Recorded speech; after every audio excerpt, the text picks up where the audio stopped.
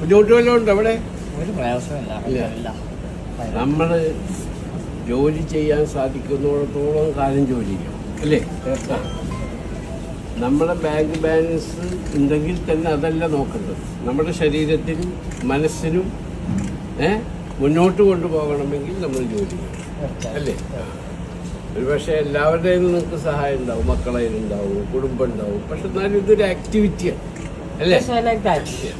V have to do our work. മീഡിയക്കാരൻ ചോദിച്ചു നിങ്ങൾ എന്നാ റിട്ടയർ ചെയ്യാം? ഞാൻ പറഞ്ഞ റിട്ടയർമെന്റ് ടു കവർ. അതല്ലേ ശരി? പിന്നെ അവൻ നിശ്ചയിച്ചിട്ടുണ്ട് നമ്മുടെ ആരോഗ്യം എത്രത്തോളം ഉണ്ട്, നമ്മൾക്ക് എത്രത്തോളം ജീവിക്കാൻ പറ്റും എന്ന് ഡിപ്പെൻഡ് ചെയ്യാം. ഖുർആൻ തന്നെ പറയുന്നു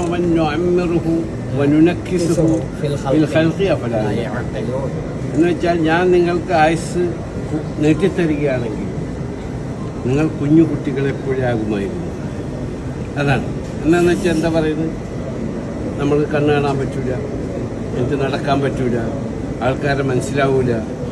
അപ്പോൾ ആരോഗ്യത്തോടു കൂടിയ മരണം, അതിനാണ് പ്രാർത്ഥിക്കുന്നത് കേട്ടോ.